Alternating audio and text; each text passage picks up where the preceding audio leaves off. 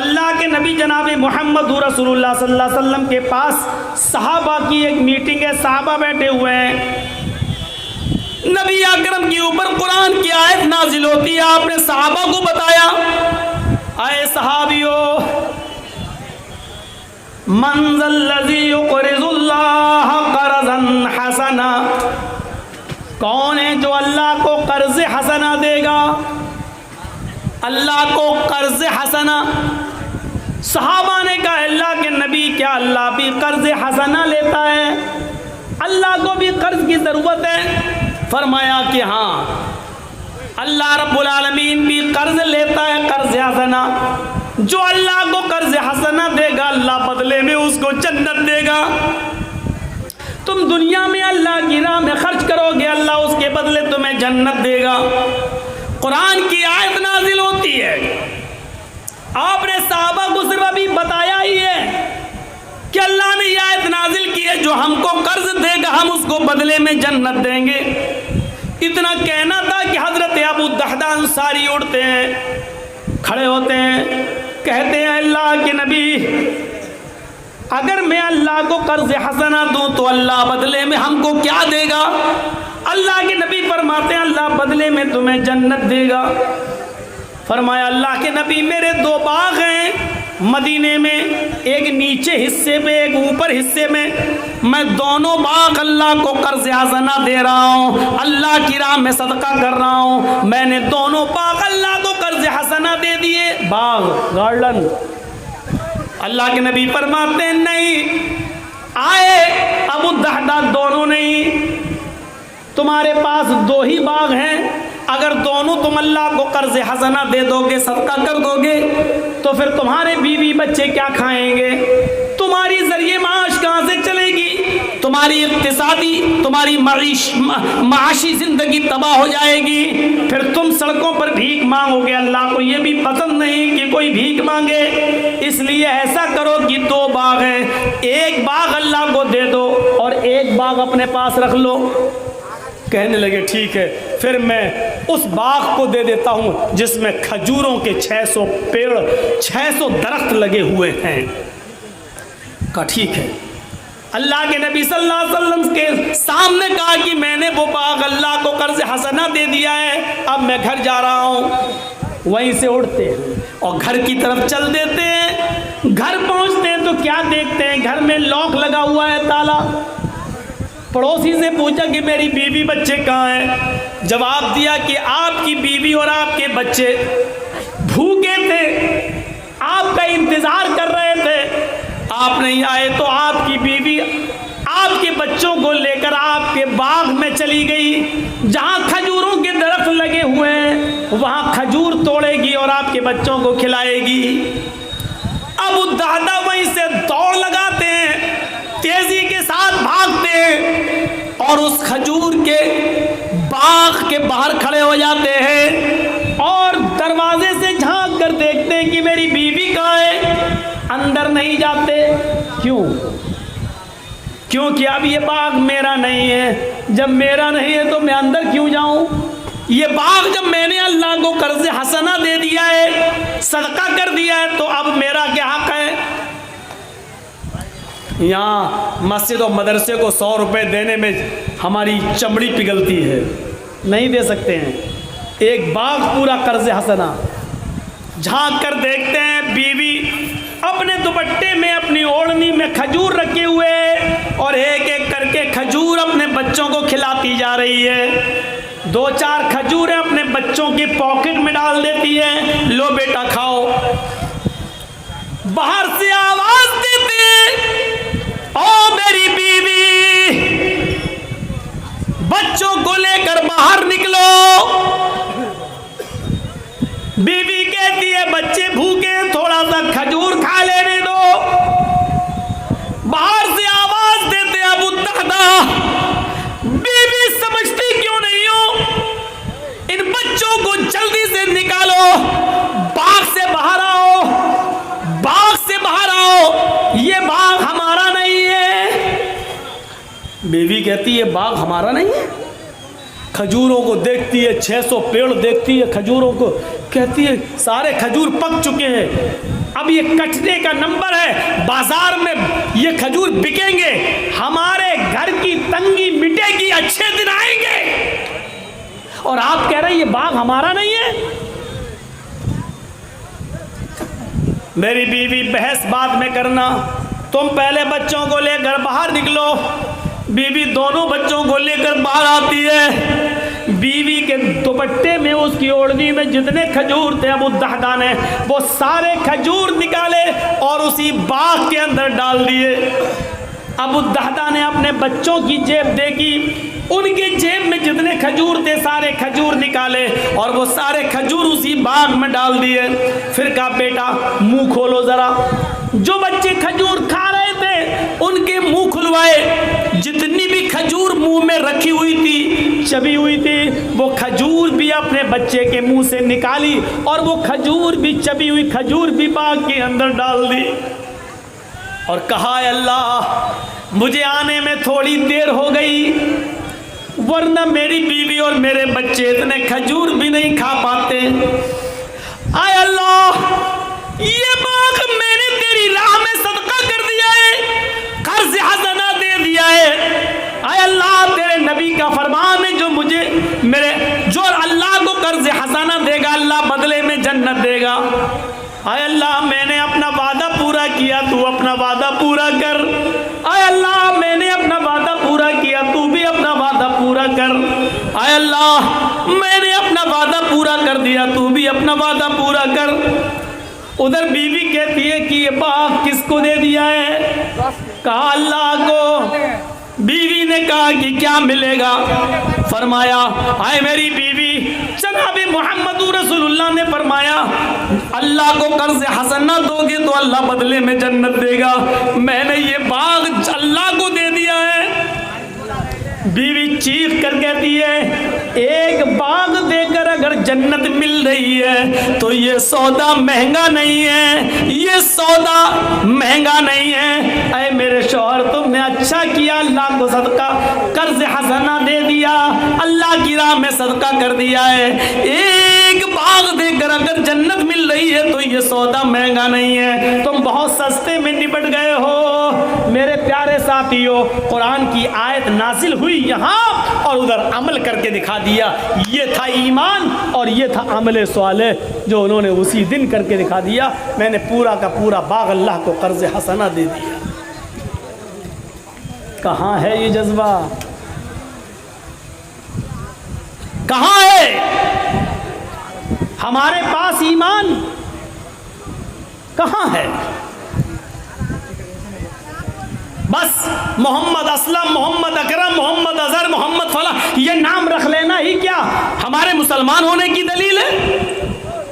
गोश्त खा लेना ही क्या हमारे मुसलमान होने की दलील है? आयत आती है, फौरन उसके ऊपर अमल हो जाता है। इसको कहा जाता है ईमान, इसको कहा जाता है ईमान। मेरे प्यारे साथियों, तसव्वुर कीजिए हजरत अब्दुल्ला इब्न उमर रजी अल्लाह ताला अन्हु के इस मंजर को देखिए। बीमार हैं, ईमान भी देखिए और अमले स्वाले भी देखिए। अब्दुल्ला इब्न उमर ऐसी बीमारी में मुब्तला हो गए कि उनके बचने की उम्मीद नहीं थी। डॉक्टरों ने सख्त परहेज करवाया, तबीबों ने, हकीमों ने सख्त परहेज करवाया। हजरत उमर फारूक के बेटे अब्दुल्ला इब्न उमर बीमारी, बहुत सख्त और कठिन बीमारी में मुब्तला हुए और कई महीने तक उसी बीमारी में मुब्तला रहे। उनके बचने की कोई उम्मीद नहीं थी, लेकिन हकीमों की कोशिश से, तबीबों की कोशिश से छुटकारा मिल गया, निकल गए, मौत के मुंह से बच गए। तबीयत में कुछ इफाका हुआ, बेहतरी हुई तो हकीमों ने और तबीबों ने कहा उनकी बीवी से, अल्हम्दुलिल्लाह आपके शौहर ठीक हैं, अब ये जो खाएं इनको खिला सकती हो। अब देखिए ईमान और अमले सवाल है, ये जो खाएं तुम अब इनको खिला सकती हो, अब कोई परहेज की ज़रूरत नहीं है, लेकिन अभी आराम की ज़रूरत है। यानी काम नहीं करेंगे, अभी बिस्तर पर लेटे रहेंगे, अभी काम नहीं करवाइएगा इनसे, लेकिन ये मौत के ख़तरे से बाहर आ चुके हैं और परहेज ख़त्म, अब ये जो खाना चाहें खा सकते हैं। नेक बीवी थी, उनके पास बैठ जाती हैं, कहती हैं मेरे प्यारे शौहर, अल्हम्दुलिल्लाह अल्लाह रब्बुल आलमीन ने आपको बीमारी से शिफाए कामला और आजिला अता फरमा दिया, आपको फिर से सेहत और तंदुरुस्ती दे दी। तबीबों ने और डॉक्टरों ने यह भी कह दिया कि अब आप जो खाना चाहें खा सकते हैं। अब बताइए कि आपकी क्या तमन्ना है? 4 महीने 6 महीने हमने आपको बहुत ज़्यादा सख्ती में रखा, आप जो चाहते थे मैं नहीं खिलाती थी, परहेज बताया था मैं परहेज करवाती थी। आज आप बताइए कि आपको किस चीज़ की तबीयत है, क्या चीज़ खाना चाहते हैं आप?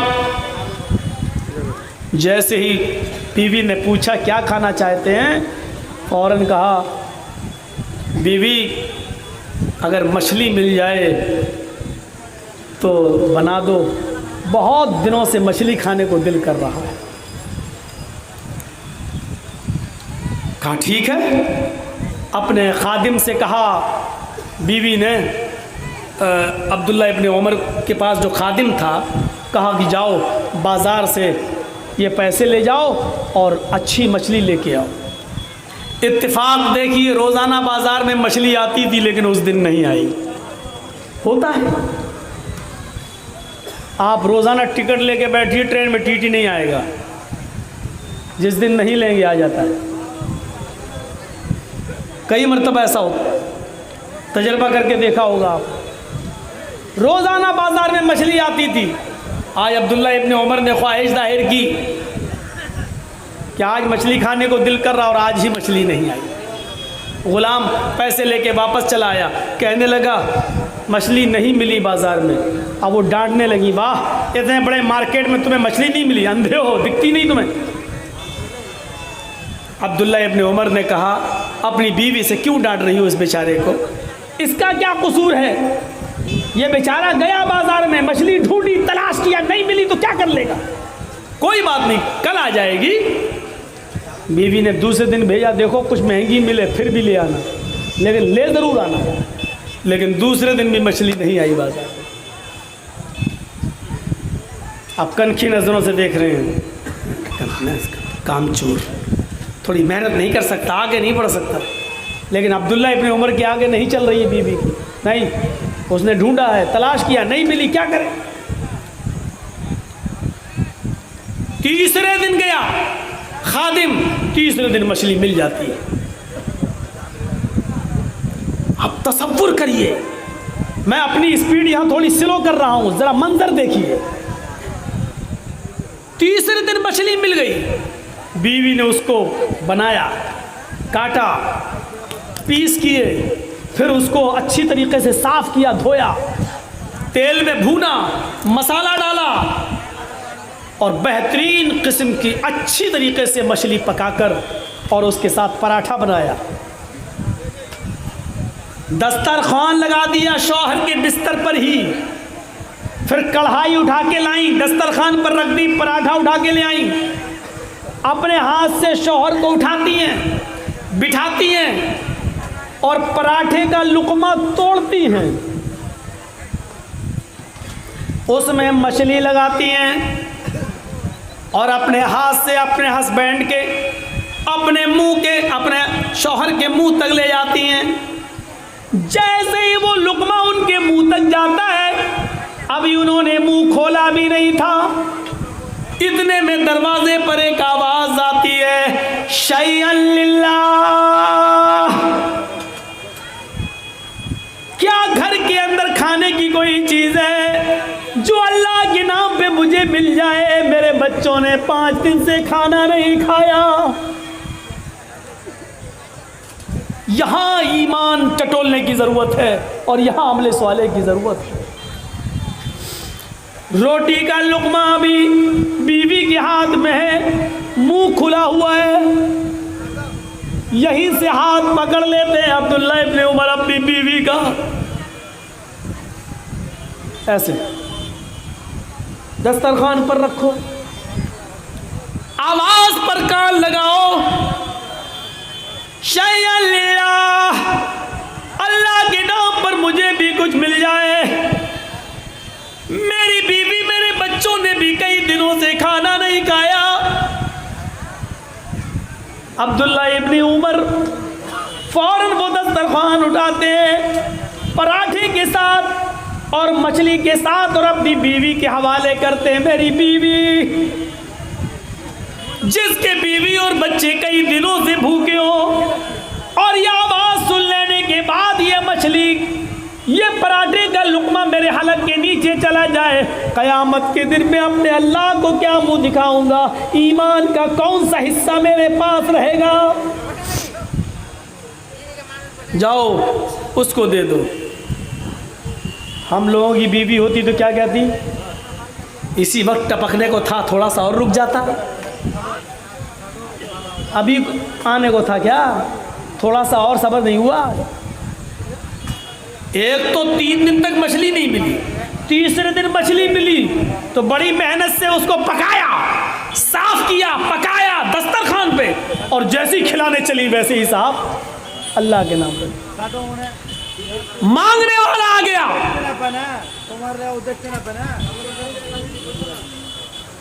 तसव्वुर करो क्या बीत रही होगी। लेकिन एक बीवी थी, अपने शौहर की आदत से वाकिफ थी, इसलिए शौहर को कुछ नहीं बोला। एक बात कहती है कि आए मेरे प्यारे शौहर, मछली आपने बनवाई है, मछली आप खा लीजिए।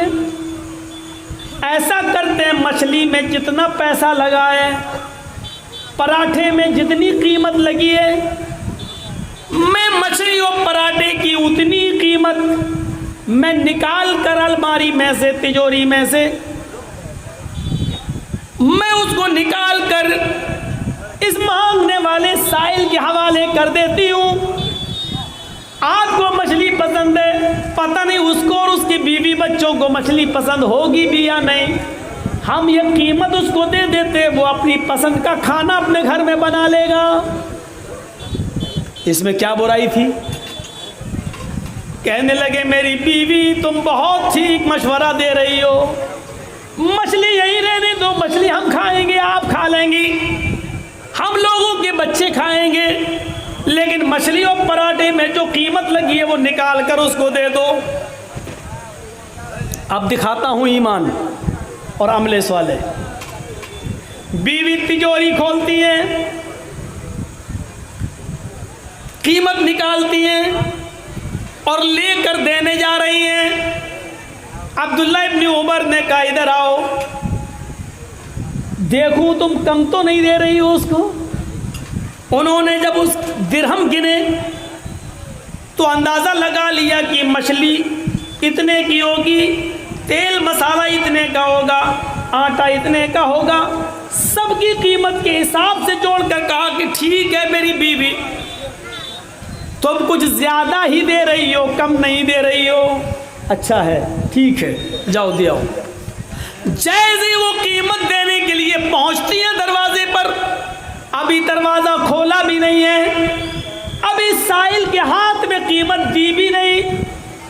इतने में अब्दुल्ला इब्न उमर फिर आवाज़ लगाते हैं मेरी बीवी कीमत लेकर इधर आओ। हैं? अब क्या है, इधर आओ।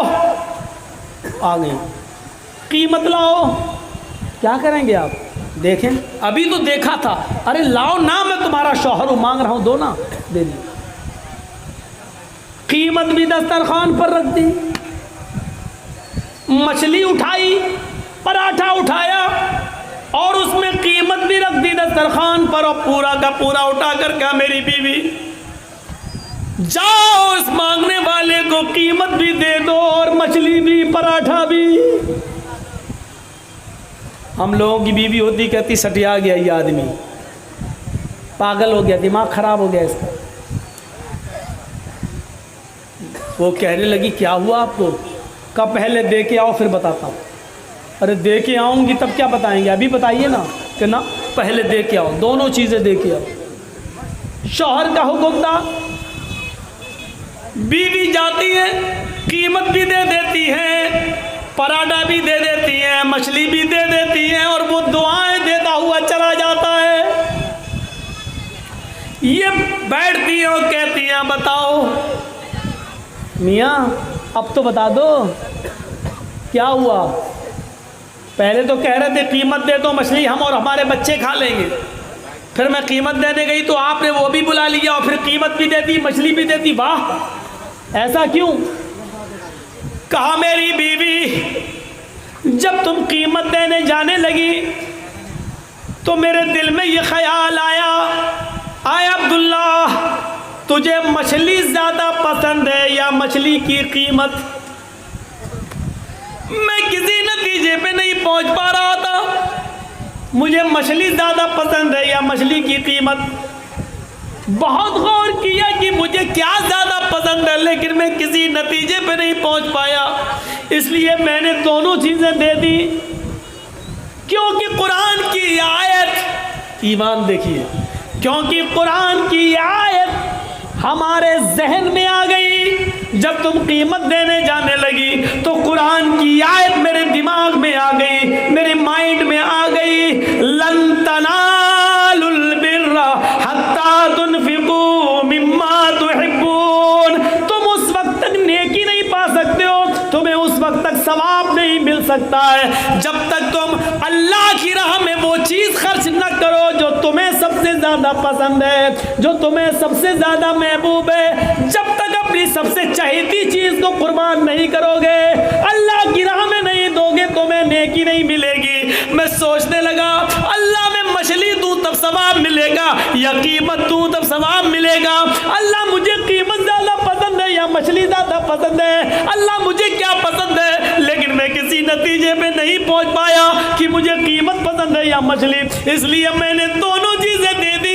आय अल्लाह मुझे नहीं मालूम कि मुझे मछली ज़्यादा पसंद है या उसकी कीमत। आय अल्लाह तेरी नज़र में जो बेहतर हो उसका सवाब तू मुझे दे दे। अल्लाह मेरे नाम या माल में सवाब लिख दे। अल्लाह मुझे नेकी से नवाज दे। अल्लाह मैंने साहिल को मछली भी दे दी, उसकी कीमत भी दे दी। मेरे प्यारे साथियों, ये था ईमान और ये था अमले साले जो दिल की गहराइयों से होता है। इल्लल्लज़ीना आमनू व अमिलुस्सालिहात, जिनके अंदर ईमान है और जिन्होंने ईमान के साथ साथ अमले साले किए, ये लोग कामयाब हैं और ये लोग नुकसान में नहीं है, ये लोग जन्नत में जाने वाले लोगों में से हैं।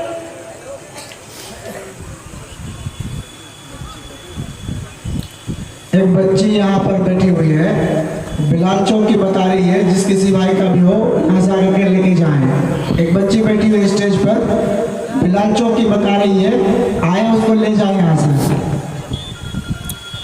चलिए ठीक है, वो जिसकी होगी ले जाएगा, और किसी के ना हो तो हमको दे दीजिएगा, हम ले जाएंगे। तो ईमान और अमले साले देख रहे हैं, ये था ईमान और ये था अमले साले। आइए दो चीज़ें और दिखा दूँ। वतवासौ बिल हक़्क़ि वतवासौ बिस सब्र। तुम्हारे मुंह पे तुम्हारी जैसी, हमारे मुंह पे हमारी जैसी, ये नहीं है इस्लाम में। इस्लाम के अंदर दो टूक सही सही है, डंके की चोट पे बोलो। गलत को गलत कहो, डंके की चोट पे कहो। है गलत तो गलत, ऐसा भी कर लो वैसा भी, तुम्हारे मुंह पे तुम्हारी जैसी, हमारे मुंह पे हमारी जैसी नहीं।